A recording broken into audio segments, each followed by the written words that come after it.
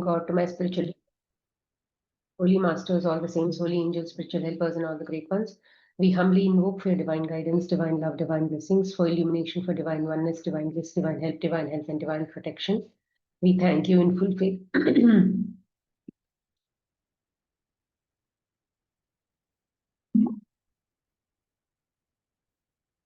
Any doubts from last few classes?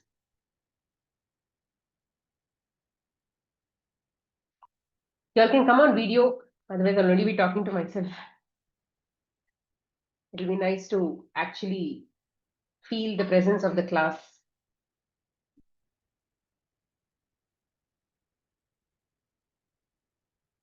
It's okay, however you are, home clothes, PJs, that's okay, no problem. Okay, so today I wanted to talk a little bit about acceptance in a deeper level, and also food and juices and other things in terms of raising our vibrations. Okay, so let me talk about acceptance first. So in case other people are willing to join, maybe a few minutes late they are. So let them join. Maybe I'll give about 10 minutes and keep talking about acceptance, a little more about acceptance. So,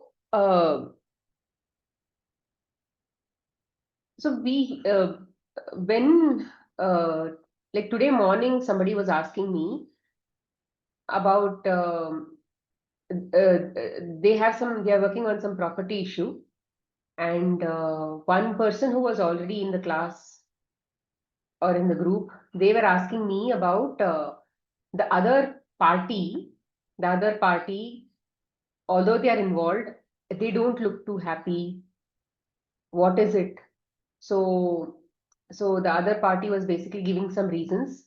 So they were asking me, the person who was in the class was actually asking me, what am I learning from this kind of thing? So how should I basically surrender? So we should understand that acceptance, when we work on these belief systems, right?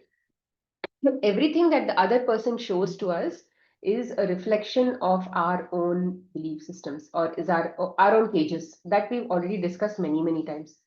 So how do these belief systems actually form? And we have also discussed this in a little bit of detail, but let me just go a little more deeper.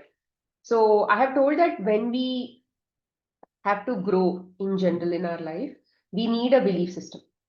Without a belief system, we can't go ahead. So in these, initially when new belief systems are formed, they are more like a boundary, or more like in Hindi, or in Hindi it is called Maryada. Like Sri Ram was called Maryada Purushottam. Why was he called Maryada Purushottam? Because he was bound, he had bound himself by the principles of dharma, by the boundary of dharma. And of course, as God, he already knew what is what is dharma.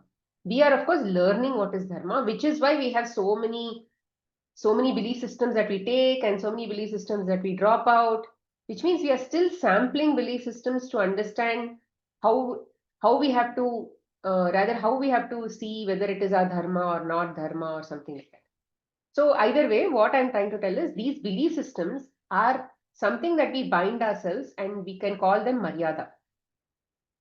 The boundary, see, discipline, when we talk about discipline in last few classes, we said that they are a set of processes that you say you are consistently going to follow for, let's say, a period of time.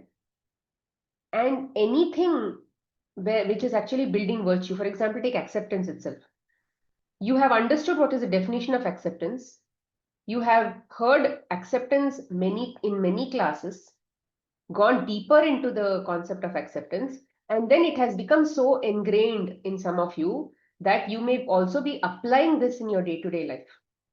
So you are binding yourself in a set of rules and saying, I'm going to follow this because it resonates with me.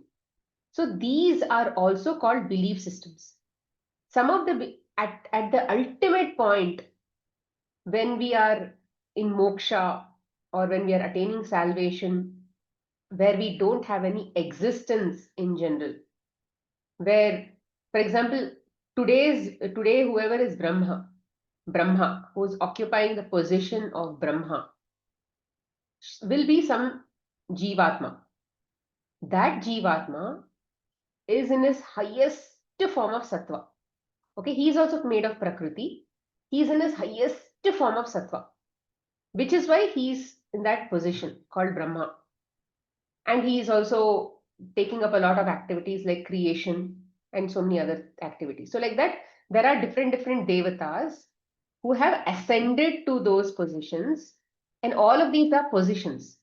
And every Jivatma basically, it's like a promotion. As and when we also start to spiritually grow from one dimension to another dimension, so we will also attain those positions.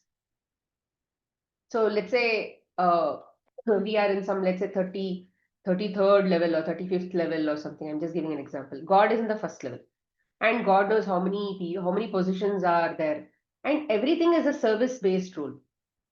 So like this, Brahma is also a rule. Now Brahma has, let's say, lived his full role, and he has like literally gone to that last stage. So then he becomes one with God, which means he no longer exists as an individual entity. Like how we exist as an individual entity, and we, in our mind, of course, we still have separation and all. There are so many devatas who don't have that feeling of separation from God. It's like it's not, the feeling of separation is not like I am God, or rather I am equal to that Param Brahma. It's not like that. That can never happen. What they are thinking is I'm an ansh of God. I'm a particle of God. That is what they think. But then, although we know we are particle of God, we are actually not behaving like that within our boundaries and all. So, like that, what I'm trying to tell is everything is a belief system until you no longer exist, until you no longer have your own individuality, and then you just merge with God, and that Jivatma's journey has ended. So there is no coming back. So because he didn't want to exist as a Jivatma also anymore, he just wanted to just go off in the void. He just wanted to be a part of that light. With, and it's not like, let's say I want to experience the light, I want to experience this. There is still a desire, isn't it? Even though that is the highest form of desire, you still have a desire. So when that desire, like everything becomes zero, and then that zeroness, you'll attain that zeroness where it all started from, you'll go and end there. Anyway, so all of these belief systems will go end there. Until then, we'll just keep taking belief systems. So these are called boundaries. So initially, when we are getting these kind of boundaries, we are binding ourselves into these boundaries. They are teaching us something. They are growing us into something else. They are helping us. These new steps that show up in front of us, we keep our leg like this and go ahead in our life. Okay, and then which is what the POSCs come, and then they show us our previous steps, which is what we no longer need, and then which is what we are basically accepting and then detaching and then moving on. So what I'm trying to tell is, these boundaries that we are putting ourselves to discipline, someday after they teach us whatever they have to teach, they will become a cage. They only will become a cage. Because once we are binding ourselves in a discipline, for whatever reason we needed that discipline, we are going ahead. We can't avoid this step. Just because it will become cage later, why shouldn't we just avoid? Yeah, we can't avoid. We have to grow. So to grow, we need a cage. Sorry, we need a boundary. Let's say a fence, so that we don't cross that fence. And when we limit ourselves to consistency, maintaining all of these things. But then when it becomes a habit, we have already learned everything from that. Now we are in our comfort zone because we made it a habit and it has become our second nature and all of that. Then what happens is, That is exactly when POSC sent to say, okay, now you no longer need this step, let it go. Let go of this discipline, walk a new discipline. Of course, they'll all be related. To some extent, the previous step will be slightly related to the next step, slightly related, slightly related. They're all joined. One step is joined to the other. But it may not entirely be that step that you're comfortable with. So at that time, POSC is going to come to say, hey, let go, detach from that. But imagine we are in our second nature, so comfortable. Will we let go of the discipline? Do we have the awareness yet to say, oh no, okay, fine, I'm probably this is done. And now I think I should not no longer be going on this path or this discipline. So let me just let go. We are actually not like that because we don't have awareness. So what we do is we fight. We fight that POSC, whatever that may be. Now, when we were actually in the discipline, who was with us? God was with us. Prana was with that, which means the breath was flowing. When I say pran, I'm not talking exactly about breath. It is something behind the breath, the life force that was helping us. When you talk about Shakti, all those Kriya Shakti, God's Kriya Shakti, God's Ichha Shakti, God's every Shakti was basically there, and then we walked the path of discipline. And then we achieved something also. We learned something also. God was with us. But once we have done that part, once we have done that and we no longer need it, God will exit. Once God exists, what happens? That boundary that we have, this the ego occupies as a master. And now what happens when God is saying, see, I have already exited. Now I'm going to send a POSC to break that cage. Okay, so you have to allow. But we don't allow. Why? Because suddenly we feel empty. In fact, when some of these belief systems are leaving, no, there will come a pose who will say, hey, this will not work for you. Something, some conflicting messages will come, but we will sort of keep trying to go back to that belief system. No, no, no, I've done this for so many years. I've done this for so many months. It works. Who are you to question? So at that time, what happens? We are now shifted to ego. Ego has now become the master of that cage. It now becomes a cage. Now ego wants to keep the cage because he is very fond of real estate. Ego did not build the cage. Okay, this when I was introspecting, when I was constantly thinking about this, it just came. Ego did not build the cage. In the past classes, I would have told ego built the cage, ego this, but so ego did not build the cage. God built the cage, but then ego occupied it over a period of time. And now we are fighting back with the POSC saying, no, no, no. This is something that I followed for a very long time, pa. It really works. Okay, we are not getting the subtle message. Oh, POSC is my reflection. Okay, now God is not there. That's why I'm getting conflicting messages. I mean, it's difficult until we really get to that level of awareness to say whether it is. So either way, POSC is reflecting something within us that needs to be seen, understood. So then what happens? We fight with the cage. We fight with the POSC and say, no, no, this, that. Now, if the blow from the POSC is very strong, fear also will be trapped inside. Fear, anxiety, all of these. So it is like, say, it's like how Sita Mata went into Lanka by her own choice to protect, to kill the ego, which was already in that Jivatma called Ravan. Who was originally Ravan and Kumbhakarna? They were God's Dwarapalakas, Jaya and Vijaya. Okay, to become God's Dwarapalakas, they were in a lot of sattva in the past. Then that eventually that sattva, they sort of even like when there is not enough discipline, when there is not enough, let's say, sadhana at that state of sattva, we will fall. Like I said, we are all a leaking cup. And if we are not consistent in maintaining a certain disciplined lifestyle, we will fall, we will keep falling because there will be energies that will slip through the cracks. So like that, these two became very arrogant at some point. And like Sanat Kumaras, who were the Brahma's Manas Putras, Brahma's sons, they came and they said, we want to see Vishnu. And they did not allow, these two did not allow, and they were cursed. They were cursed into to become a demon, to experience that arrogance and all of that in a particular yoni. Yoni means, let's say, species. So that is what they said. So where the species of, they'll have a similar human body only, but the kind of I've shared this in some other class, that the kind of negativities if a person carries are very, very, very high. If they are embodying a lot of negativities within them, the body also disfigures and transforms into, like, the in the face itself, you will know that there is a lot of ugliness and all of that.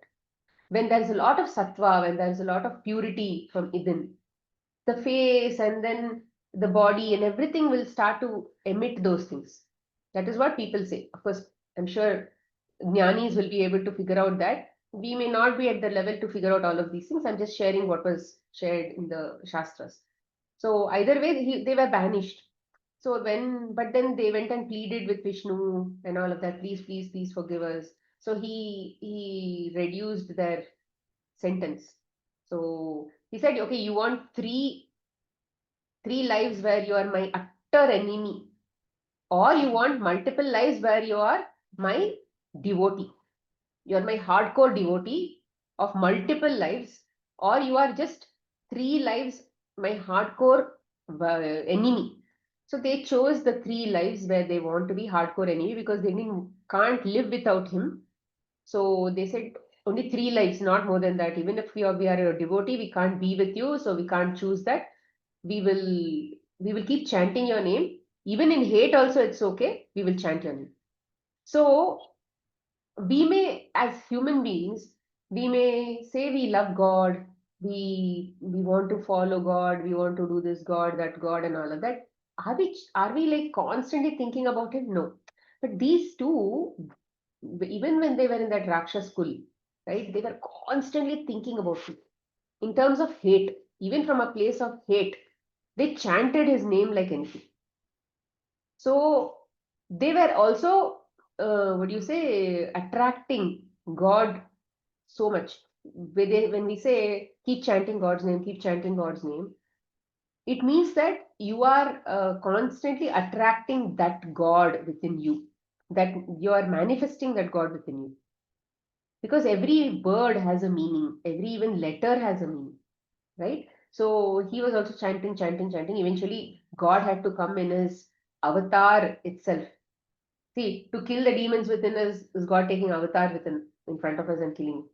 No, he's not taking any avatar. It's enough for him to just come subtly in subtle forms in POSs and then destroy us. But then he took an avatar and he came, which means imagine how much of hardcore ego was actually formed there.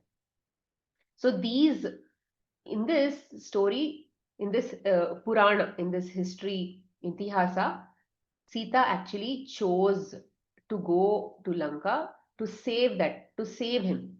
To in on one side Rama went, on other side Sita went, and she had to instigate him to get to that highest form of tamas, so that God destroys his body, and then his jivatma was freed, and that part was ended.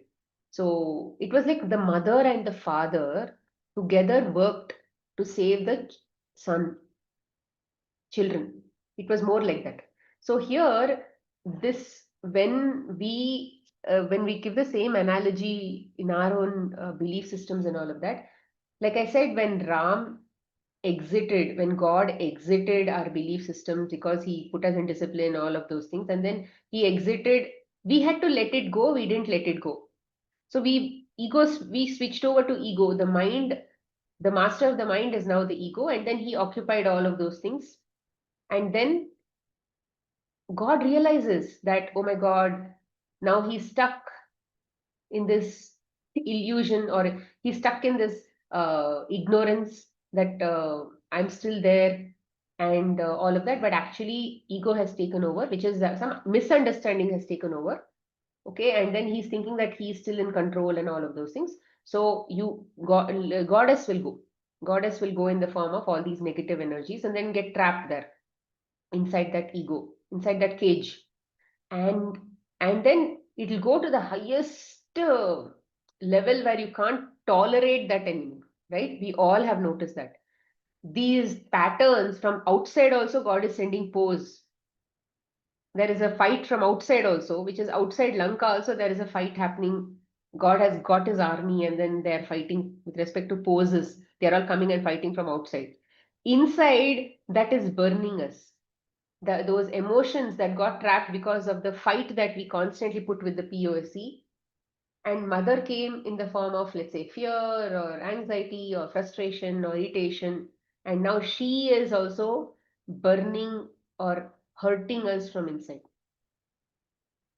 And there is a limit to negativity that we can actually manifest in our life. We can't go beyond a certain point of time. It crushes us, it destroys us. So the highest point for Ravan was his destruction. But at some point, we all wake up because we are not Ravan. We are sitting in this class means we have so much of sattva already within us. So God will definitely, rather we have somewhere within us to wake up. So we'll go to our worst state and then some force will be able to crack that cage open and then give us a realization. And like this, the cages, when we start taking our attention to the cage, God helps us bring our attention to the cage and say, see, this is a cage. Now you can't stay in that anymore. It was an old house that you had stayed, but now you have a new house. Get out of that cage because someday it is going to come crashing down, all of that. You can't stay in something that is old. You have to go move on to new houses. So like that, he will give us message using the pose. And once we bring our attention that, oh, what I see in them is actually within me only. They may not have been very happy with the deal because there is a belief system within me that they are not going to be, rather that making a deal with them is not a great thing or whatever, right? Some belief system is there. When they trigger that, there is a dissatisfaction, there is a fear that what if this deal doesn't go through, this property deal doesn't go through. So that fear comes in the form of the other person, where she sees the fear in the other person. So you should believe that that fear is actually within me, and which is why she is reflecting it, or the other person, the property, other part of the other party is basically reflecting it. So, and this is a deeper reason like this. So the more we are in acceptance and we realize that, oh, it was within me, oh, that's why she was reflecting it. Yeah, but what can you do about it? There is so much of story that is happening inside you only, right? You can't do anything about it. She was just a Vanar, or she was just a monkey who came and tried to fight Lanka, right? So you can't do anything about them. You kill one Lanka, you kill one Vanar or something, nothing will happen because God will send one more Vanar. God will send one more POC.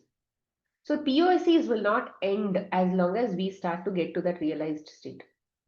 Okay, so this is a deeper meaning of acceptance. The why acceptance means something that was actually very comfortable for me, the same discipline that I struggled to get in my life. And that struggle, so much of struggle I put to come into that discipline, I'm very happy that I have achieved something. And that is why we start to become very possessive about that. The possessiveness with respect to all our achievements, especially if we've gone through a hard path to get there, is going to be very possessive. We'll be very possessive, we'll be very attached to that.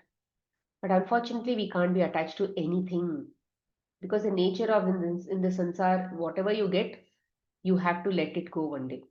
It's the impermanence is the nature of whatever you get in this.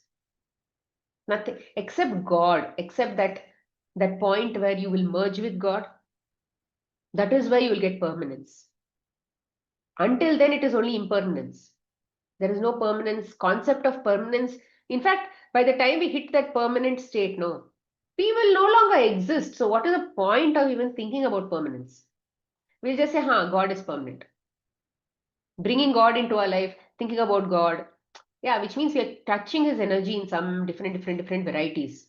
That's all is the permanence that we can experience. But in our daily life, for as many yonis and for as many lives that we will lead, we will only be dealing with impermanence only. So there is, which is why when we are constantly working with acceptance, we just have to get used to rather holding on to something, learning from it and leaving, holding on to something, learning from it, leaving, holding on to something, even our own people, our own husband, wife, um, children, family, they are more available to you like tools for sadhana. They will give you some messages. You just have to use them and let them go, which means you can't misuse them. You can't ill treat them. You can't disrespect them because God has chosen them so that you can get help. So you can't ill treat the guests who have come into your life to help you. So we have to use them for our spiritual sadhana, but not misuse them or try to manipulate them or try to fix them or change them. They will not change because their instructions come from God. You are not yet there to basically change them. See, you are in the receiving side. You can't change the person because there is no connection from you to them in terms of energy flow where they will get affected and all of that. From their point of view, they may be getting affected, but from your point of view, they will not get affected. There is, it's like you are, you are, we are all in a state where we cannot damage the other entity. We cannot damage another Jivatma. We cannot harm another Jivatma. God has actually cushioned us in many different ways. They say the subtle body that we have is so well protected that nobody can actually even misuse that subtle body. Which is why we have so many devatas and other things protecting us. See, this whoever we are, this Jivatma, right? We occupy this body. And are we even controlling this body? We are not even controlling this body. We don't even know how to work this body. It's like imagine you have an appliance or if you have a car. This car is so sophisticated that you don't know how to drive this car. But you are a occupant of this car. They have told you that you now this car, it's under your ownership. We'll give you drivers. Only drivers can drive this car. You only be that Naam ka vaste owner. And sitting in the car will give you salvation. This, if you sit in this car with discipline, you will get to salvation. It is like a cakewalk. It looks like a cakewalk. But unfortunately, we think that the car is now mine, I can do whatever I want with the car and all of that. We just get carried away. But who are the people who are basically taking care of all the functionalities within our body or mind and everything for that matter? It is the devatas who are already very aware in their life. They do their duties. Even in other Western books or whatever you can see, no, they say that when you call archangels and all of those things, what do? They help you. When you call them, they help you. So it is more of service oriented nature that they all have. They grow from service. Even in which book was this? Uh,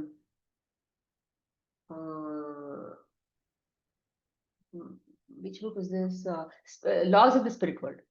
In Laws of the Spirit World book, also that those two sons of the author who pass away, he says, Amma, I actually went into lower dimensions.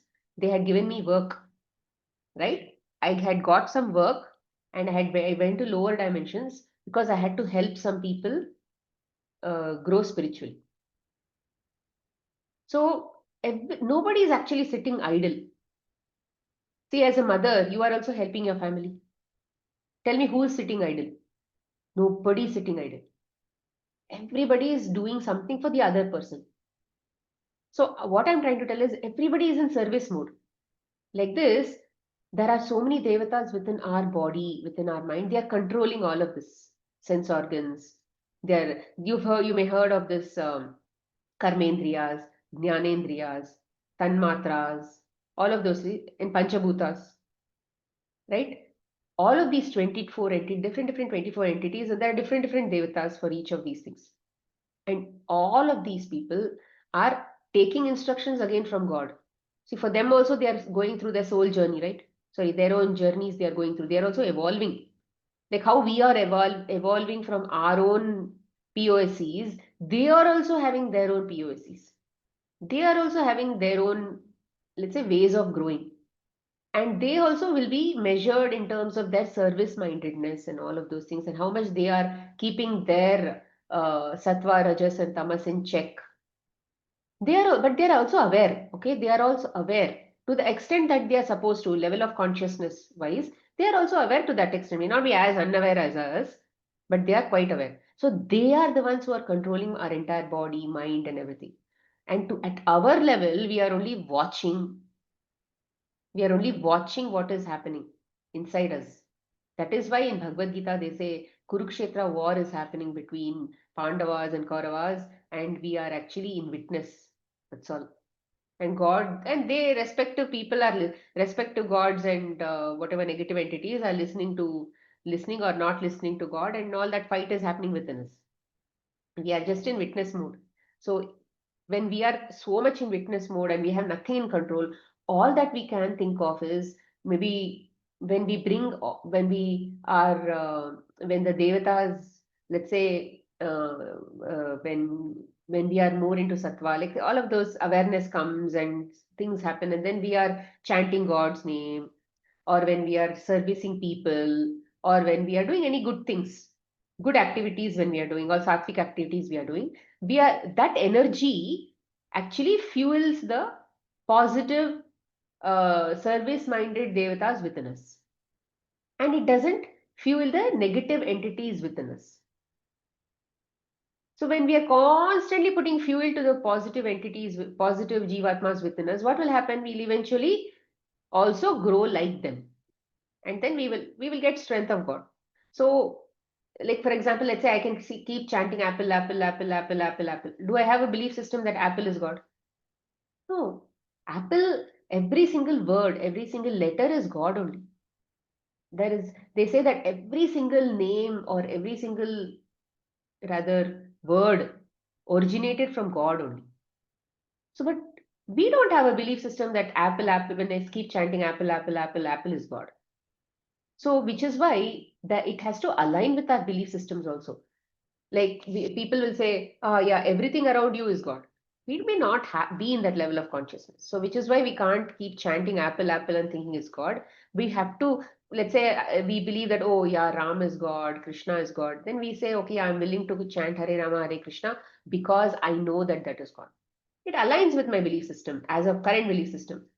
So, like that, belief systems play a huge role, and knowing what is my place in this whole gamut of actions that are happening is very important. Otherwise, we get carried away in the drama and there is no scope for growth.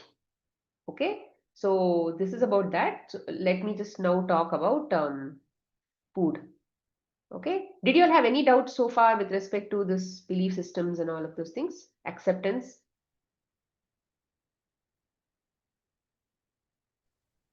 Okay. Yeah, Manju. So, this is regarding when a situation was happens and we accept it. Um, we know we at least we keep telling that I'm accepting this. Acceptance comes up, but still the disturbance it gives, it happened. The disturbance, I say, after a couple of hours also it keeps lingering in the body or the mind. So that is Acceptance is not just sentence, it's not a word. You should, in the background, you should think, oh, I have a cage, I made that discipline in the past, I made that belief system. Now it is like, I don't need it, which is what POS is coming to tell me. All of this understanding has to like literally flash in your mind. Then you have to keep convincing your mind, because now the mind is like clouded by ego. Ego thinks it's the master, but that mind has to now be surrendered to God. That mind has to be put into a new discipline, which is acceptance discipline. And we cannot put that like, you imagine now there is an ego guarding, but you have to go and still build a new boundary around the mind. So it takes time.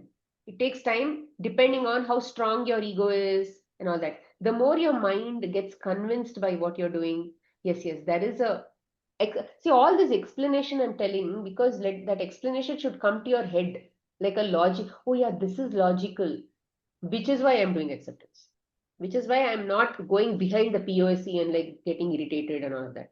So depending on how much of a ego's attachment is there to, and hate and all of that is there towards the ego, it will not go so easily, which is why this kind of understanding, logical understanding, should be incoming. Logic comes from the buddhi or the intellect. So we need to say, okay, intellect has this knowledge, let that knowledge be passed on to the mind, and let that mind operate from a place of that knowledge, not from, Wonderful. let's say, whatever the ego thinks out of its own whims and fancies. Ego is like the last thing that comes on board. Ego will surrender eventually, because if it doesn't have anybody to support, it can't rule anybody. It will say, okay, fine, I'm going to surrender. But until then, it wants to play king. But if let's say, if all the subjects don't listen to the king, and they listen to God and they listen to God's principles and all of that, then ego will eventually fall, because there is nobody else to rule anymore. It takes time. Depending on, let's say, if you have something with your husband, attachments might be very strong. That whatever they are coming to show and help you realize might be very strong habit that you formed in the past. It will take time for you to detach. It's like, imagine a platinum cage like that, or a diamond cage. So literally, it needs a lot of polishing to for it to melt it.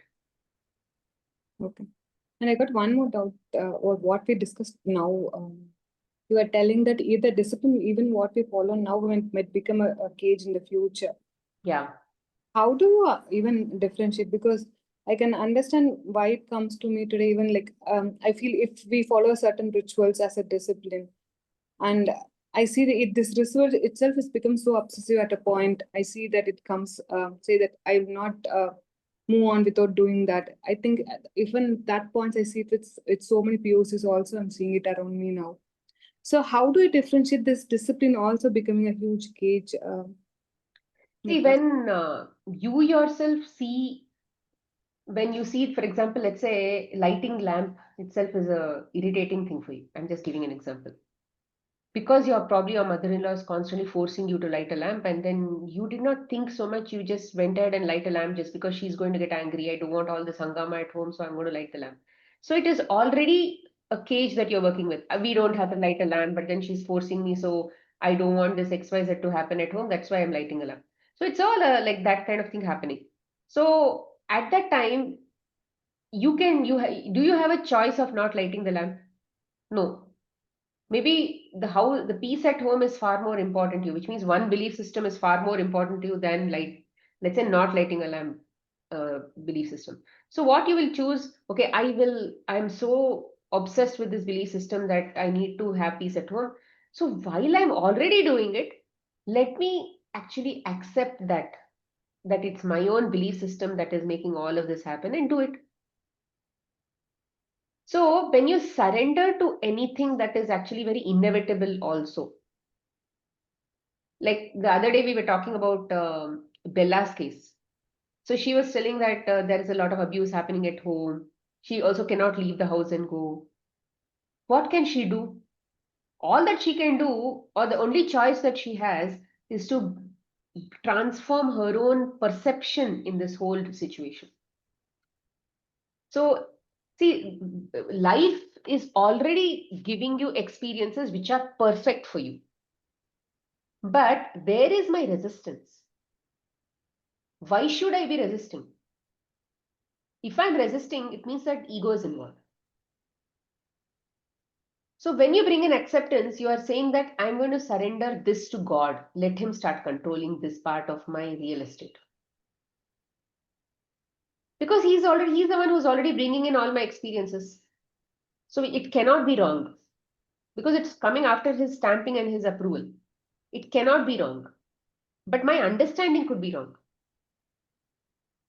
So if you're seeing yourself in a fight, step back and ask yourself, can I put acceptance to this for a change and see how it works? It's okay. It really, many things which are not life-threatening, no, it's okay to let go and then walk the path of acceptance and see how things will transform. Because for me, if something is coming into my life, it has God's approval, it should be right. I may be wrong if I don't like it.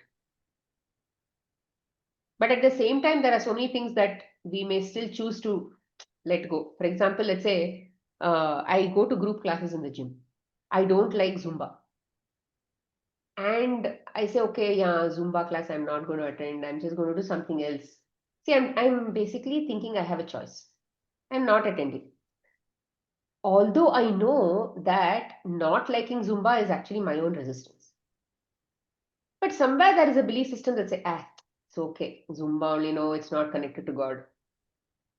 But I'm sure there is, what do you say, some form of lack of obedience there. But at the same time, there is also, what do you say, a belief system that says it's okay, chalo, I'll deal with it later. All of this is still there. But when it comes to some things that are happening at home, for example, let's say I would have asked my daughter to keep the plate in the sink, and then she did not keep. And she's already gone down and she's probably closed the door and she's now studying and all of that. Calling her back again and then making her do that, that is definitely my ego. Out of spite, I will say, you only have to come and take the plate. I have told you, no, all that. So at that time, I'll say, okay, fine. This plate did not go outside because I had to do it. You just aram se do it. That is more coming into terms of what is actually coming to my plate or to my experience. So like that, that is wherever it comes to real seriousness in my life, I apply. But some of these things, I'm still at a place where I put, I may not, I'm flouting the rules. I'm not in complete obedience. So yeah, things like that happen. Okay. Somebody is asking some question. Thank you, sir. Hi, Smita. Where is this Vexer? No, God, no. Okay. Hi, Smita. My name is Aparna. I'm in a noisy area. So typing, how did Ravana not cleanse himself by chanting, as chanting will cleanse us? He did deep penance to please God. He chanted name of God in him and have sattvic qualities. How come ego and demonic qualities did not leave him? And also, how can I get myself to see my reflection in an abuser? Do you say that what we see is a reflection of us? Okay. Uh, One thing I wanted to know, Aparna, how many classes have you attended? Okay, you type that in the group. Meanwhile, I'll answer the first question. See, Ravana was a Pandit. He had studied the Shastras and all of those things. And he knew everything about what is Dharma. It was all a knowledge. Okay, that knowledge he had a lot of knowledge. And in my previous classes, I have told knowledge can be there in a person, but only when you apply that knowledge, it will actually transform you. It will release your cages and all of that. Not release, it will detach you from your cages and all of those things. In Ravana's case, he although He did intense tapasya and all of those things, and he had an open third eye. Okay, he had an open third eye. His lower chakras were absolutely imbalanced because he had not done anything to cleanse them.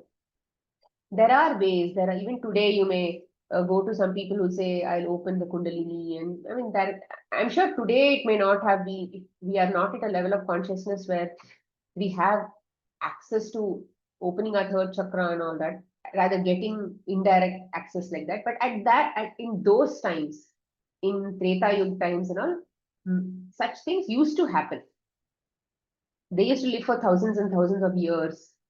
Those energies were very, very conducive for all of these things to happen. Let's say it happened with him also. And then it was open, his third eye was open, which means he was able to have these siddhis and all of those things, not in all the siddhis, but miracles and other things he was able to do. But all his lower chakras were not open. It was not seamless. So so everything became a lot of arrogance. See, when this is imbalanced, now let's say if this is chakra is at a very hyper state, then that all of the qualities that come here will also be at a hyper state. When we say work on your lower tendencies, fear, anxiety, your livelihood, my sense of safety, all of that comes from our lower chakras. His sense of safety itself was not very strong because he was always constantly fearing God. Just a minute, Mia.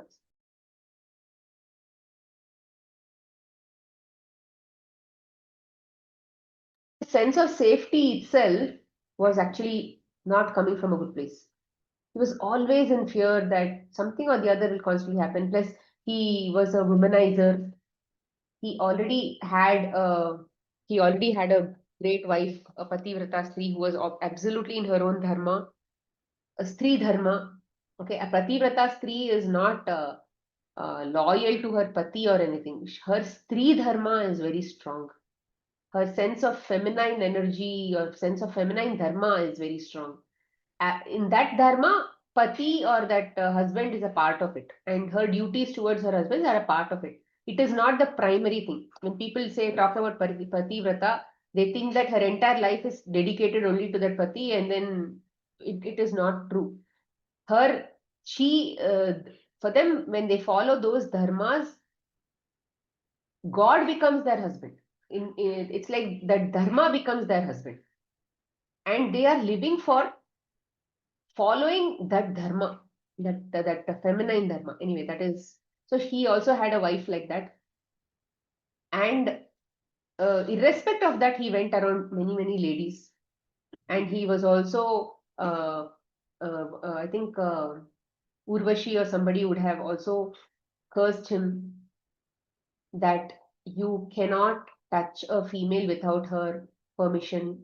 So like that, he had lots of curses. So many things were there, which means in his lower chakras, lots of things were still pending, which he had not applied that knowledge.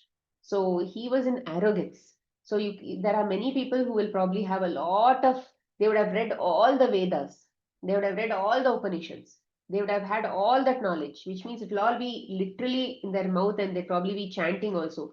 But if they have not applied that to their, if they don't have the humility to look back towards their own character, they're not willing to self-realize. If somebody is not in acceptance, they're not willing to go through the path of self-realization. They're just saying, okay, I'll do time pass here. Because for me, living with ego and enjoying these name, fame, and all of that is far more important. They have to wean themselves off from everything that looks very good to the ego. And ego's path is very, what do you say, dazzling. It will tell you, I'm going to give you immediate gratification, immediate sense of happiness. Come to me. But that won't work, no, in the long run.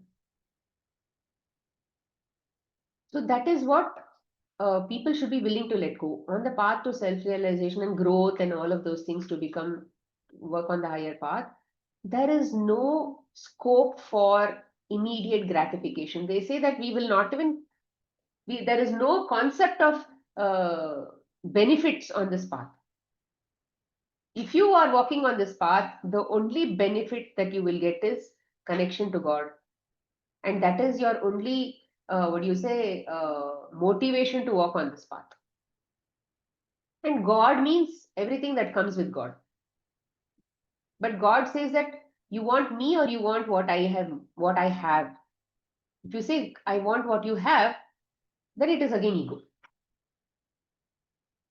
If you say, I don't care what you have, I don't care what you give, I want you. Then our eyes are constantly on God. We'll still be having all the comforts that God has given. We are not asking for it. He's still giving. So that is what it means to walk on this path. We are not asking for anything but God. But God is like, He can't help but give us everything. And we are saying, oh my God, God, you're giving us so much, you're giving us so much. That should be the way of life. So that was with Ravan, which is why his own ego consumed him. His own adharma consumed him. That is why they say that nobody killed Ravan, nobody killed Duryodhan. Their own adharma consumed them. Dharmo rakshati rakshitaha. Where you protect dharma, dharma will protect you back. If you don't protect dharma and you misuse dharma, dharma will not hesitate to kill you, because adharma means destroying the cosmos with your energy. And obviously, anybody who destroys the cosmic laws, who goes against the cosmic laws, their body will be destroyed. Their jivatma will again get a chance later, but their body will be destroyed because they need to go right now. They cannot, in this incarnation, they can't do anything. Okay. So, 3-4 classes. How can I get myself to see my reflection in an abuser? 3-4 classes. I don't know whether 3-4 classes are really enough for you to understand acceptance, but I'll just mention quickly. When you see the observer, he may be, let's say, physically harming, let's say hitting, I'm just giving an example, hitting a person. So when we are in acceptance, it doesn't mean that we are actually accepting the hitting of that person. We are we are accepting that this kind of character is in my life with this kind of behavior is because I have some attracting force within me which still keeps him with me. It is like a iron and magnet situation. I have an appropriate iron. Sorry, he's an appropriate iron, and I have a corresponding magnet within me. So you need to start accepting that I have the magnet within me. That's all is called acceptance. And the more you say, okay, I have the magnet within me, although I don't like that magnet, because do I like the abuser? I don't like the abuser. Do I want to continue to be with the abuser? I may not. That is not a very pleasant situation. But to get rid of that, it is our own karma that brought us to that point. So you can't run away from it. You can only be in that state of mental acceptance about why this has happened in my life. And why, what is that? What did I do in my past life for this kind of person? Maybe I hit him, maybe I abused him. All that is again cage only. Don't even go to analyze all that, because we can't prove it. We can't prove all that. But we can only understand that there is something within me, which is why he is in front of me. That is why he is opposed. God has sent him as opposed because there is something in me that God wants me to work on, that God wants to highlight. Some step or some cage is there within me. What is that cage? What does that cage say? What is the story? Don't go to that level. It is a total waste of time. It is a total, again, let's say it will create another cage for you, another belief system, another cooked up story. So don't go there. Just believe that there is something, which is why he's there. So as long as you keep telling yourself that he's there in my life because there is something within me, but how do you how does that thing that you have, that let's say that energy, that karma that you have within you, or that dosha that you have within you, or the limitation that you have within you, how will that go? Only when you put a balm of acceptance on top of that. That I am the source, I am the source, I am the source. So that acceptance is more like a purity thing that comes on top of it, and then it melts. And I've given so many analogies of Ramayana and all of those things for this. So when you keep listening to the classes, it'll all come together. But acceptance, you're not accepting him as a personality, you're accepting what he showed to you. For example, let's say that hitting, the anger that he's showing. That anger is also within you. You are also doing exactly the same thing today to somebody else in your life. But it may be so subtle that you may not even realize. For example, let's say he's abusing you. You may also be abusing somebody else, but maybe just verbally. Through your words, you may be abusing them. You may not realize that. It will eventually, once you are in acceptance and then you start saying, what is it that I am, where is it exactly I am also doing the same thing? When you start to keep asking those questions, no, the thoughts are actually going to come to share those scenes, or some your mother, your father, those people, or somebody will come to your head. See, you're doing there. You're doing exactly the same thing there. At least in my life, though, whatever happens in front of me, I am definitely doing that in my life. All that I have to figure out is sit for some time and then think, where am I doing this? Where am I doing? Of late, I don't sit, but I'm thinking, where am I doing this? Where am I doing this? This pose is coming and showing me some of these things. Where am I doing this? Where am I doing this? It will show. Because if you are willing to see, God will definitely show you. Because it's only going to help you get better in your acceptance. So some of these fundamental processes and rules, if you are able to understand, it will help us in self-realizing ourselves. Because whatever we have within us, no, whatever God is showing within us, good, bad, uglies that we have within us,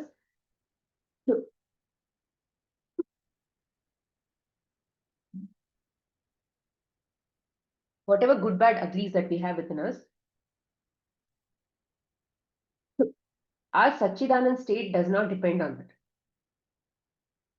Our Sachidanand state does not depend on that. It is beyond that. It is only when we move past accepting all these things, we will get to that state and we'll realize, oh yeah, we have all of these things within us, but still I'm like in bliss. So God is saying, hey, you just see and move on, yeah. Why are you just getting stuck without? So because unless we realize who we are in this journey, there is no going to a point where we know who we are. How do you know who you are if you don't know who you are? So this journey is very important to know who you are. And remember that whatever God shows to us, whatever you are willing to see, it is not a showstopper. It is just, you're just seeing it and you're detaching from it. You are not trying to get obsessed with that. Okay?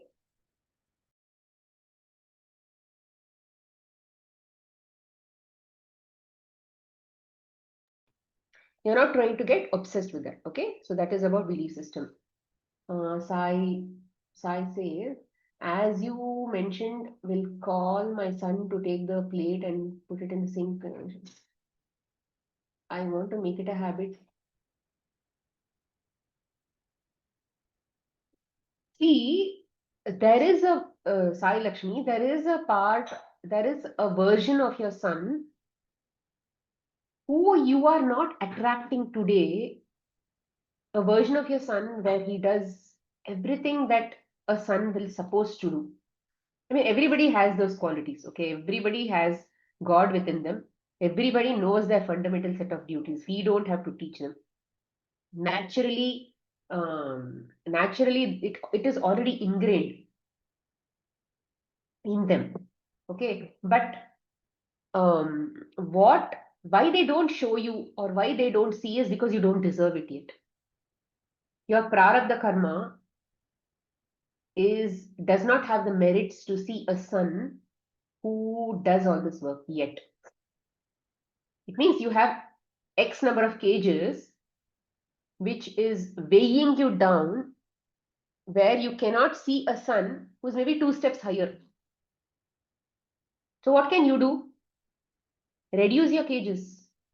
If you're not able to reduce a cage with respect to him, there are other cages that God is also showing you, no? Work on those cages. It will reflect in this cage also. Rather, overall, you'll become lighter. It happens a lot in our life. We may practice a lot of acceptance towards our children, but it becomes very difficult. But just think that, okay, he is what he is. If God is trying to show me the way today, he's going to show him also the way someday. How is he different from you? He's also a child, you are also a child to God. So I will work on this because they are all showing me only my reflection. You are not in their journey to fix them. They are in this journey to show you who you are. And you will get a version of them based on what you deserve. Top quality child, top quality husband, top quality daughter, top quality this, top quality fruits, top quality vegetables, top quality vendors, top quality helpers everywhere. All of this is karma only. As we reduce our cage, quality of life gets better means that people around you will get better you because of you. So, which is what I believe, and it has worked in my life, which is why I share like this. It is important for us to understand this. It may take time because there are so many things they keep showing to us, and we may have so many. There may be irritations, frustration, TV related irritation, one belief system with respect to TV, one belief system with respect to studies, one belief system with respect to mobile, one more belief system with respect to food, one more with respect to junk food. We have so many belief systems with respect to our children, which is all connected like this. So it may not go. It will keep coming, keep coming. All that you have to keep saying is, "Yes, there is something within me, which is why she's showing. There is something within me, so just let that go. Don't get uh, don't get obsessed with what they are showing. Oh my God, they will spoil in their life. They will become worthless. If I don't correct them now, that's it. They will become rowdies. That is what we think. They will become, literally, they will be in that trash. That is what mothers think. But what I'm trying to tell is, don't think like that. Think that if you don't change, yeah, definitely they'll end up in the trash fund. If you are so rigid, yeah, to a person who's rigid, they will get what they deserve. So you do your work like his life depends on you. You are the remote control to his life. If you are not willing to look at yourself, it's difficult. So when they show you, let's say, for example, TV, and they're like addicted in TV, they're watching so much of TV that how much ever you tell, they're not listening. Just think that, oh, that is a version of my son who is not in TV, who's not into TV, who's studies. But yeah, I am not there yet to reflect that. What should I do? Work on yourself. Now, for now, leave him alone. Yeah, that is what you get. Tomorrow, when your chance gets better and better, your deserving gets better, you've earned a lot more punya karma with respect to, let's say, other cages that you've melted and other cages that you are detached from, which means your points improved.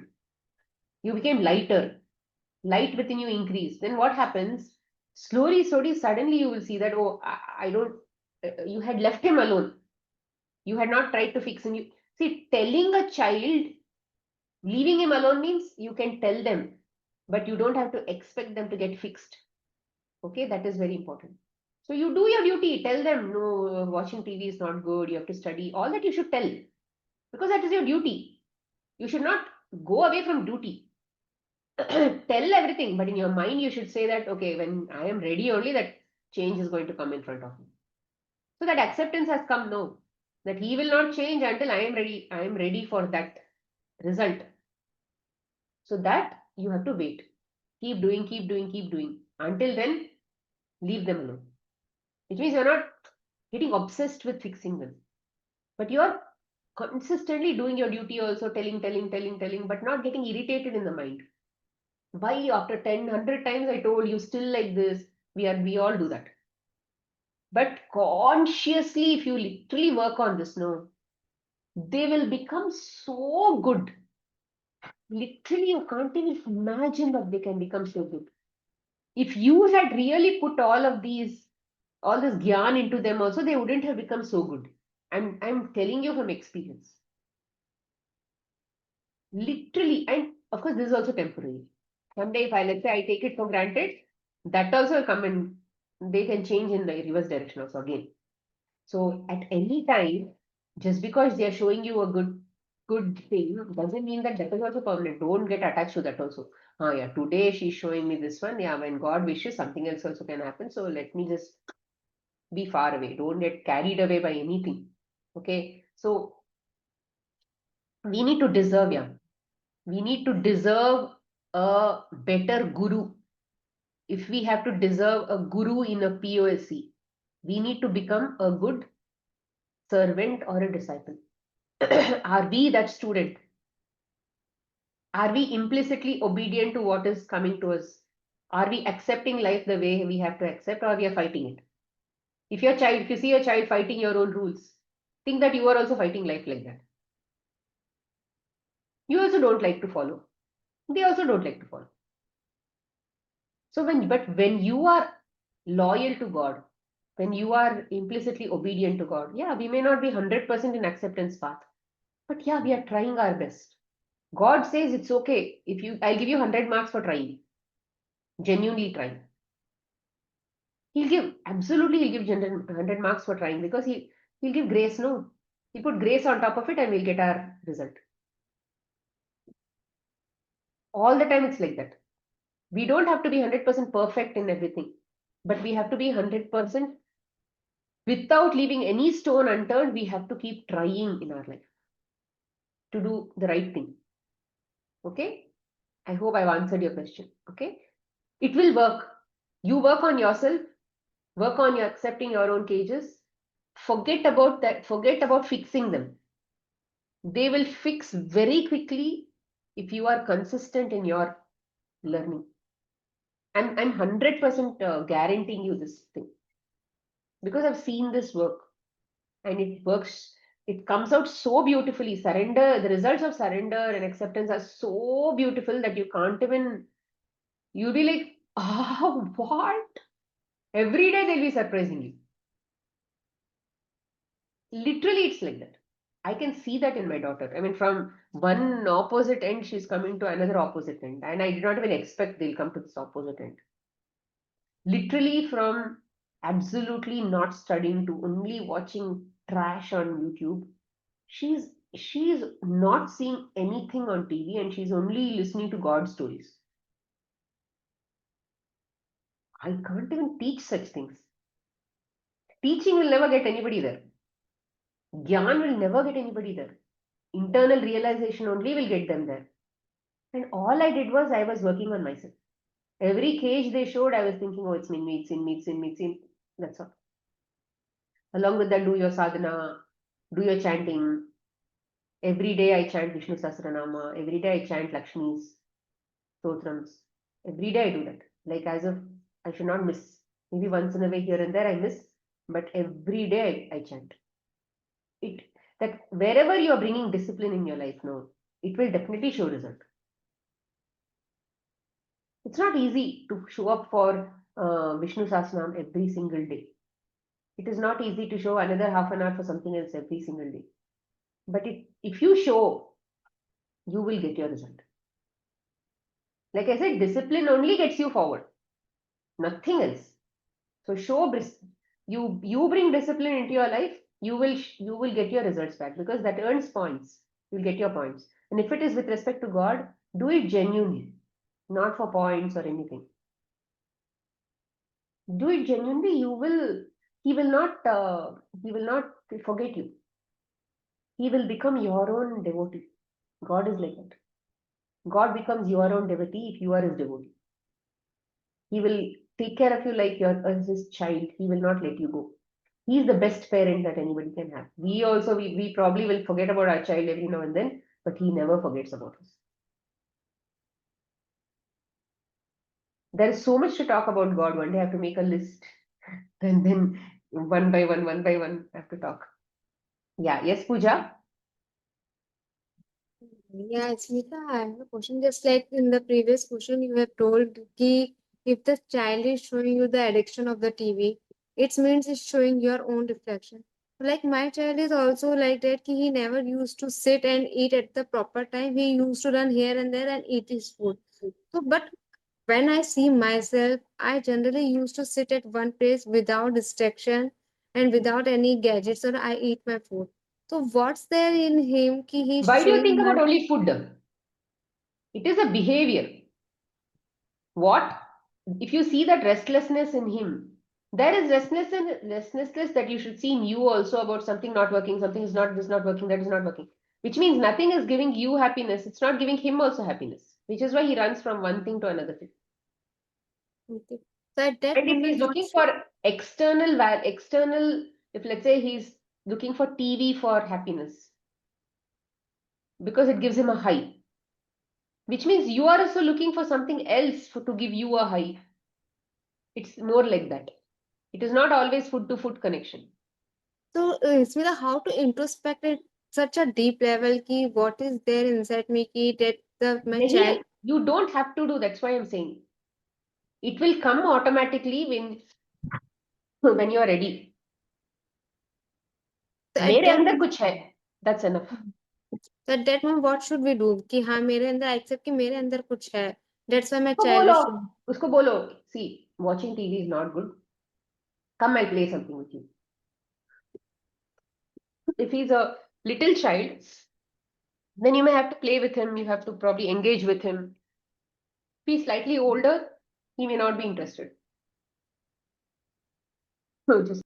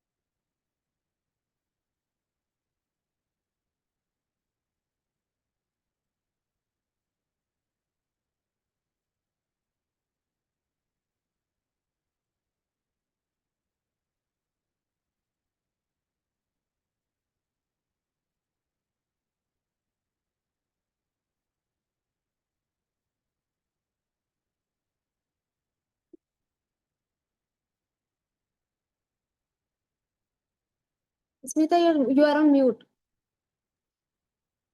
let's say you don't know anything but acceptance. Now the child is in front of you watching TV and you are getting very restless that he's wasting his time. Telling a child to study will not bring all the shaktis within him to make him study, rather for him to sit and study. And what is studying? They have to put their entire mind into that subject. That subject should, it's like they have to surrender to that subject. That subject should enter their head. And then whatever they have learned, they have to apply. Is this something that you can bring in the child? Okay, How go study if you say. Is this something that all of these qualities can you bring into the child? Who can bring? Who can bring? only God can do. Only God can bring. So just making them sit in front of a book will not bring them all of these qualities that are necessary for them to see value that you are expecting them to see. So it is absolutely not in your control to make him get to that level of achievement or whatever that you are expecting him to get just by making him sit in front of a book. So How at will that we moment, get what these? should How will he get these qualities? Only from God. Now, how will God help him? How will God bring a child, a version of your son who already has these qualities? Every permutations and combination of puja, permutations and combination of child of every jiva has basically is already created. It is just that you're going to that level of frequency and you're experiencing, that's all. Now you are not in that frequency where your son is automatically studying, automatically putting his mind into studies. Now he loves studies, he all of that.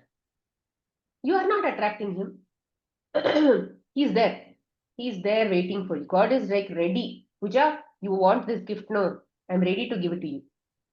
But as of now, if I give you no, it is like giving a diamond in a monkey's hand.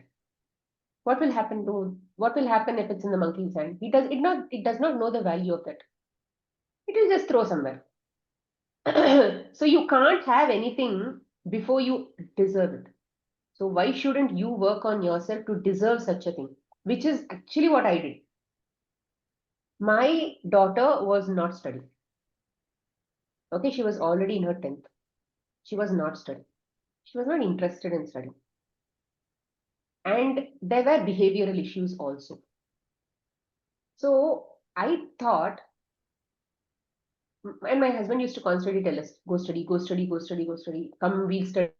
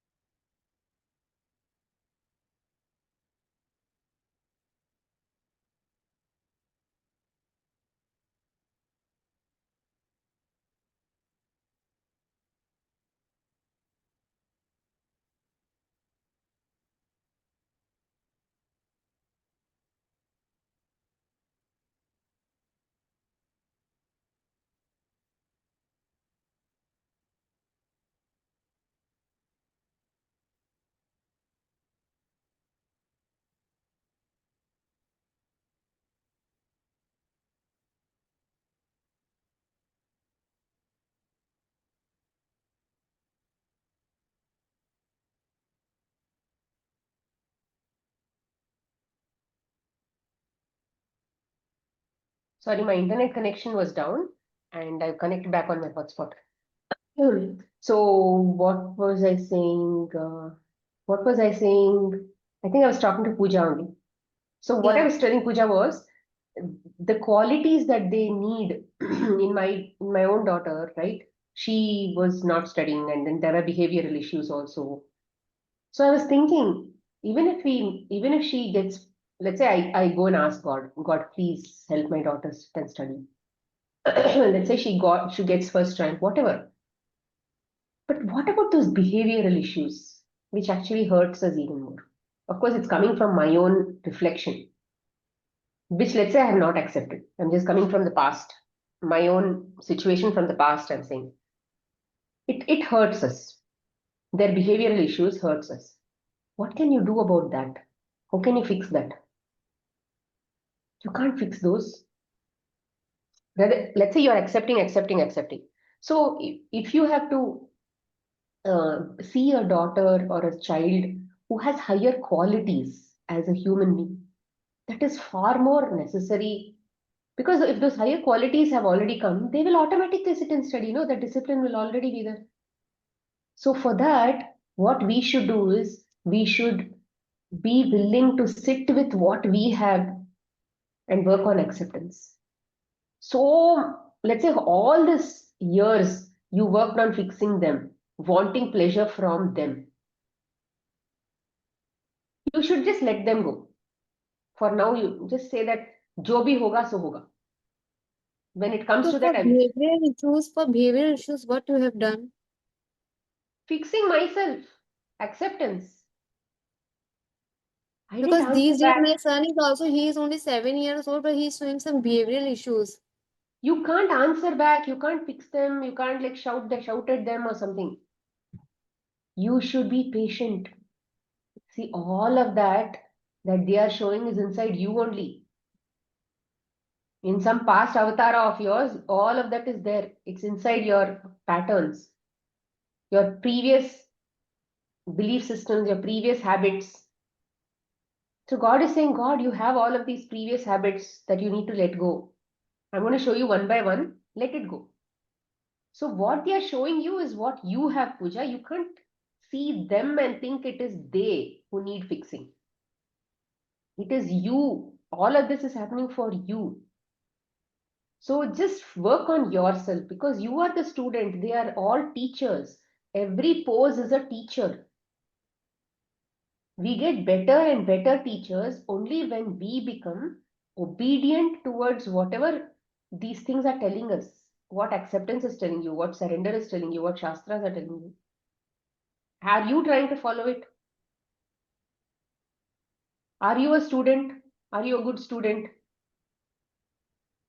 Ask yourself. If you are a student, you'll get a good teacher. The quality of a teacher gets better and better as you become a good quality student. If the student does not have a good quality, then the teacher will be like that only. Reflecting appropriate.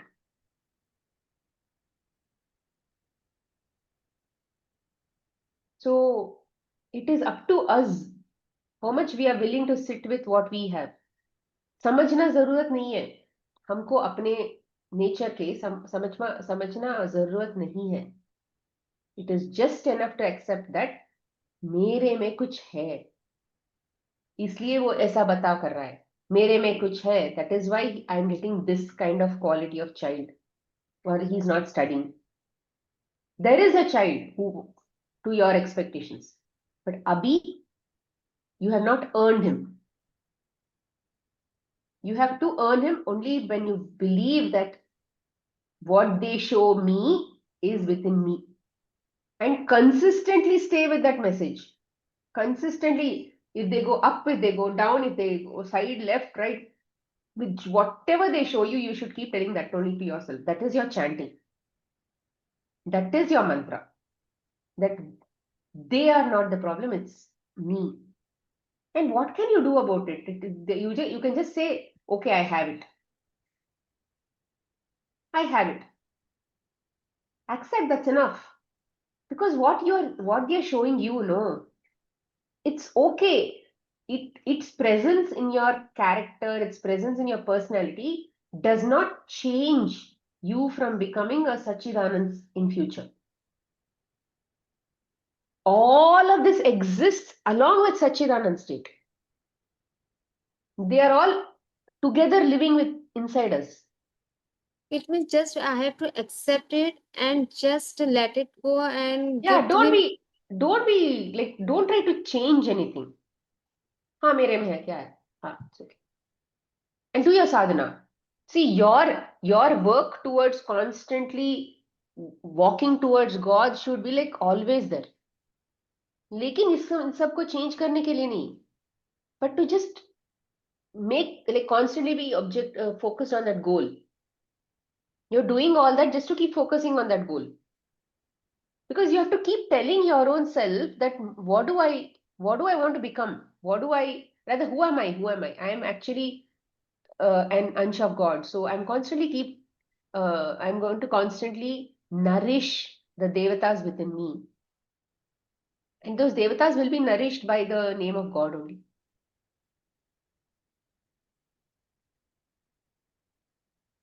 Because at some point you are either supporting the devatas or you're supporting the daityas. So in every minute of your life, or at least predominantly many hours of your life, if you're constantly doing something to nourish that God within you, then they will be energized. That is why every action is called a yajna. It's like constantly you are that Brahman who's sitting and doing yajna. Because when yajnas are done, they say devatas will become prisht. Why do they keep saying that? Because devatas only are working within you. If they have to get energized, you have to always keep doing yajna. Yajna means doing your duty towards, you doing your duty selflessly. And always working towards the upliftment of yourself and constantly thinking about God, that's all. Doing everything without zero expectations. राग द्वेष छोड़ना है, likes dislikes छोड़ना है, preferences छोड़ना है. Forget about the children, forget about husband and all that. They'll get fixed whenever you are ready. Abhi wo, they're just like a mirror. You just have to see the mirror, and it's like how do these doctors do robotic surgery? They keep seeing some TV or some monitor, and then they keep doing like this. Like that only we are doing. We are seeing the reflection and हम अपना काम कर रहे हैं.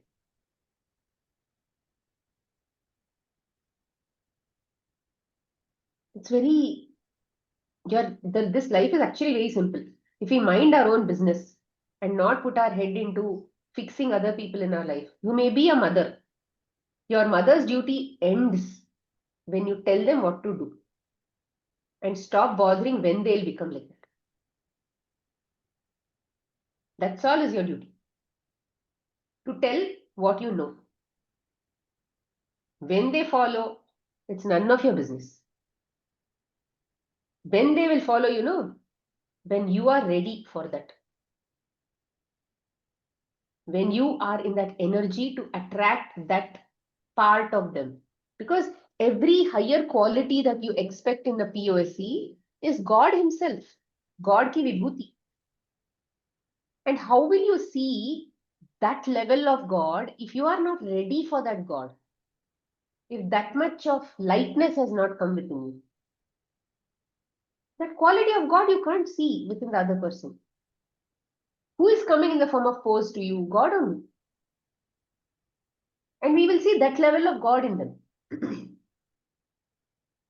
If we are not ready for the highest level of God or that level of God where God sits and studies does his own homework,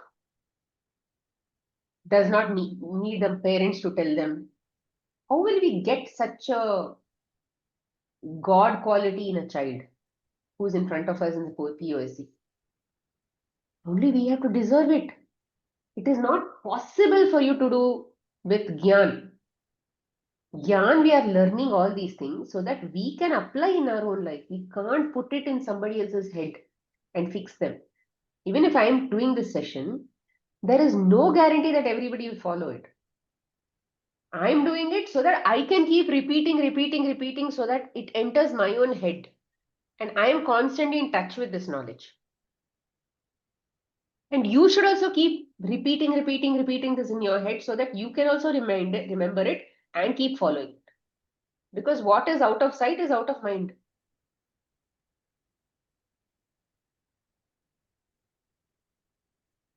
Okay? Yes, thank you. Yeah, Bindu? Hello. Yeah. Yeah. Thank you so much, Smita, for the wonderful classes. I just want to just understand like what you were talking about. Like, see, you were addressing a situation with about your daughter. When that in a family, if it is a situation with their children, then both the parents are involved, right? So whose reflection is seen in them? What we see is only our Husband is reflection, also, or can if it be let's say the I am the reflection of subject. the spouse also we see in them? No.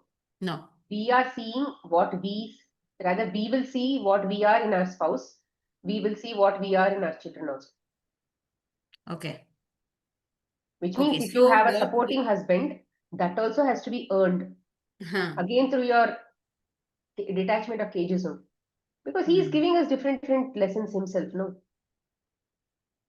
Which See, means to even get a husband, rather to see a reflection of a husband or seeing our reflection in a husband who is now walking the path along with me to some extent, is also going to happen only after a certain cleansing that we have done. Yeah, that I Initially, understood. they are, because Hmm. obviously husband, wife, everybody is not on the same spiritual Yeah, true. level. Nobody Let's say around you are us, on we that spiritual can't level. To find. get you can't expect your husband to be on the same spiritual level because they are again your pose.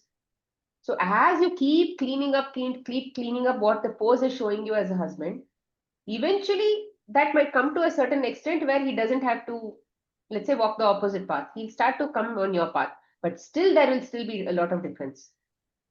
Because again, there are again a lot more cages that is happening. Together, you all may be working now on the child. Let's say maybe doing, let's say together you all are doing chanting. Initially, in the past, we never did chanting together. Today we sit and do chanting together, Vishnu Sahasranama, all that. But I do Lakshmi's alone. He doesn't sit with me for Lakshmi. But does that mean Lakshmi is only for ladies? Doesn't mean like that. Lakshmi is for everybody. Because Lakshmi is even male is a Prakriti. So Lakshmi is for everybody. Yeah, but he is not sitting. What can I do about it? Yeah, which means I have not earned that level of husband or that version of my husband where he sits for Lakshmi also. He sits only for Vishnu Sahasranama, where both of us are chanting together. Someday I'll align. Someday that energy is going to come. Someday I'll get to that level. Someday he'll sit. That day, oh wow, okay, I can only see him. Oh, he's sitting today. Oh wow, okay, great. Maybe I reached there. When will I reach there? How to reach there? We can't try to keep reaching there because again, ego will get involved. Me wanting to go from point A to point B is ego. I am in point A. Someday I'll get to point B. God will take me there. If he's brought me to point A, he'll only take me to point B is zero ego. So today I see a child who is probably not listening to me. I'll keep doing my work diligently, sincerely, chanting, this, that, whatever it is that is supposed to do. People who I've told in a previous class also, if you're not able to do chanting, sit and do chanting, you're doing your regular work, chant then. That also you're not able to do, at least see that your duties are done for God. Your duties are dedicated to God, which means God is your employer. And every single work that you have in your household is in whatever you have in your plate or in your share, he has assigned that work to you and you have to do it to the best of your capacity. And so like that, if you're at least doing, there also you get points. So I've told all that. Yes, that I understood. I just wanted to know, like, if it is a common member in the family, so all the family will Everybody be is a reflection. suggested. It's Bindu. okay. So what we see is what we are reflecting. That's all. So it will be just that. It can be any number of people involved in that, but what we see is what we need to change in ourselves. That's That's all. all. Okay. Different flavors will come from everybody. Yeah, yeah. And you keep telling about Gita, Vishnu Sahasranamam, Lalita Sahasranamam, and all those things. All those. I just can't sit and read any of them. I have You never may be been having a able to different, do. which means you, you may, like I said, your every single action has to be dedicated to God, which means you have Yeah. to basically see what is your way of connecting to God. You have to see, because God is everywhere. Yes. God is in everything. God is in everywhere, everything. But by when we are in the form of karma yoga, when we are in the initial phases of this, before we may not have bhakti. Okay, what we think is bhakti is actually not bhakti. But as soon as you say I have a lot of bhakti, that you are not in bhakti. It is more like that. So bhakti doesn't mean that you are getting carried away in those emotions for some moments of time. Those are maybe just some jhalaks. But bhakti is like there's a song Tela Dhare Ante, like that they say there's one song, which means as you keep putting the oil, if you keep pouring the oil, there is a constant string of oil that just goes down. There is no cut, cut, cut, cut, cut. If you're pouring, it just goes down. Unlike water, sometimes it's more, it's less, whatever. So oil is like that. So when we get to that constant state of bhakti, then we've reached there to that bhakti, which means we love God in all his forms within us, everything. But to get there, no, we need to be attached to some form. It can be some photo, it can be something, but it has to be attached to a form that you can actually personalize, like how you have a person in mind. Because today, in this state where we are not able to think of a God who does not have a shape or a form or something, we are so used to having people around us, connections around us. Why do we expect good in our child? Why do we expect our husband to behave like some in a way? Why are we expecting our children to behave in a certain way? Because we want to see God in them. Which means you are a person who still wants to see God in a form only. You may not have the habit of connecting to a form. You are still seeing God in Sai. When you expect some form to give you happiness, you are still in that state where you have to see God in that form. You can take Sai itself and then you can go ahead with that journey. There's nothing wrong with it. But you are Yeah. still in a form journey only. Hmm. When you say chanting, you can chant about Sai itself. Om Sai Ram, whatever. So, but when you're thinking about Sai Ram, you should think about the Param Brahma behind him. He's again what do you say, a messenger of God. Like how other devatas are also messengers of that Param Brahma who is operating within everybody. So you are again connecting through him to that Param Brahma only.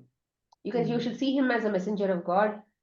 And let's say Sai or Lakshmi or this and that. Every name is God only. Isn't Yeah. one thing, isn't the Param Brahma is the formless form, na, ki it's Param Brahma. Why do we care, Pooja? Why do we really have to care what is Param Brahma? Can we even prove it? We can only say that there is God everywhere. And today, because I'm so used to wanting to see him through my eyes, through my ears, through my whatever, through my nose or whatever, we can maybe connect to him through Ram, Krishna, or whatever. They have forms. And like when Krishna did his Vishwaroop and all of that, he was in a super consciousness state. As of now, we can only think, yeah, he's only the Param Brahma. But a manifestation of that energy in a form shape. We can only think like that. Because nobody can actually even talk about what he is. Because his own wife, Lakshmi, also can't talk about him to that extent. There are some shlokas which says every day she's seeing something new in him, it seems. Every day she's seeing something new in him, and she's not tired seeing new in him. Like when we see something, when we see, let's say every whole, like all our, in our married life, we are constantly seeing our husband.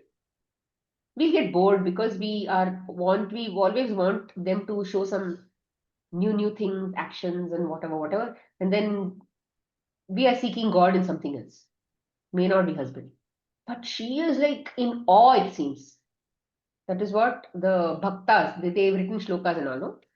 People, devotees have composed many things, right? In that composition, they say, she's constantly seeing something in him, it seems. Like there is no end to what she's seeing. And who, and she has lost track, or no, not lost track, it's like she never stops thinking that there is an end to that, because she's like, they say Anadi Kal se she's basically doing that. So what we are now seeing is we can never know him. As we get closer to that state, we may know more and more of what we already know. That's all. So Sorry, when we are I'm doing, recovering from a cold and cough, so it's yeah. So when we are doing some chanting or japa, or as you said, no, like it doesn't mean that we have to, like we have to read Gita, we have to read Vishnu Sahasranam. Like whatever we are connecting to, we can follow that, right? No, you're on mute. You're on mute.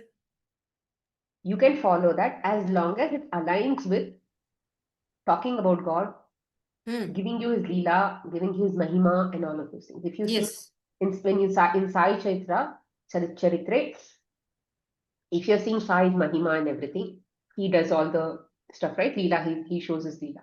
So it's God operating through him. Hmm. So when you see, it doesn't mean, even if you don't see God in Sai, you think Sai only is like that. That also won't harm in any way, because you are surrendered to Sai is what is still surrender to God himself. When you are Yes. completely surrendering to Sai, that quality of surrendering that you have earned through constant practice will bring you God himself in front of you in Sai itself. Hmm. So when we surrender to God, when we're chanting about God, whatever we are doing, we have to understand that we are actually imbibing some qualities of God within us. Those qualities is what is actually helping us connect to him, because Hmm. we'll manifest him because of those qualities that it's like those qualities are so close to his being or his personality that we actually experience him in either in our mental image, or maybe in people around us, or whatever, depending on where we are in that level of sadhana. Hmm. That level of those qualities we have to, those virtues we have to practice, and eventually earn. It's all there. But as we drop our cages, as we detach from our cages, those only will show up. So when we keep detaching from our own cages, if we start cleansing because of that, which means those vibhuti starts coming out and showing up and all, where will they go? When we see ourselves in a mirror in our POSCs, they will also show that only. So if I am destined to read all those things, one fine day I will also have dropped the cages to reach there, and I will also read. Otherwise, what I am doing, I'll keep following. Yeah. Okay. See, there is no end. There, you should not think that. See, what Sai taught also was based on the principles of Bhagavad Gita and all of that only. Yeah, yeah. What was his In that background? also His he tells background you was also read Vedas, Vishnu Sahasranama Upanishads, and all of daily. those things. His background was also that only. Yeah. He also came from that path only. He just did not sit and meditate or something. He had a guru. His Hmm. guru taught him all the Shastras. Yes, yes. Correct? So, when he comes to us, he's basically telling us, walk my path. I can only show you the door. True. You should walk your own path to self-realization the way I walk my path.